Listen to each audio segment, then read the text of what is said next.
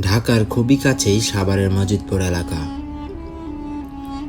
এখানকার মাটির নিচে চাপা পড়ে আছে হাজার বছরের প্রাচীন সাম্রাজ্য। আমরা কথা বলছি রাজা হরিশ্চন্দ্রের প্রাসাদ বা স্থানীয়দের কাছে পরিচিত হরিশ্চন্দ্র রাজার ঢিবি নিয়ে।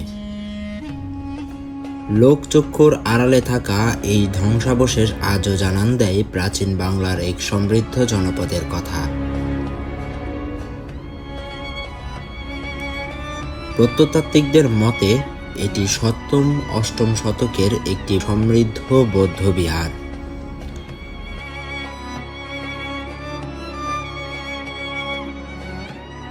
খননকালে এখান থেকে পাওয়া গেছে স্বর্ণমুদ্রা, রূপার অলঙ্কার এবং অমূল্য সব পোড়ামাটির ফলক।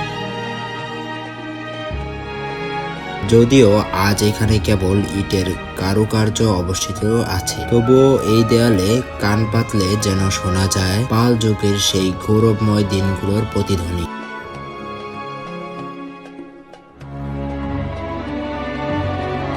রাজা হরিশ্চন্দ্র ছিলেন দানশীলতা ও সত্যনিষ্ঠার জন্য কিংবদন্তি। এক সময়ের বংশী নদীর তীরে গড়ে ওঠা এই রাজ্য আজ বিলীন হয়ে গেছে মহাকালের গর্ভে। আপনি যদি ইতিহাসের প্রেমে মজে থাকতে চান, তবে সাভারের এই প্রাচীন রাজধানী আপনাকে নিরাশ করবে না।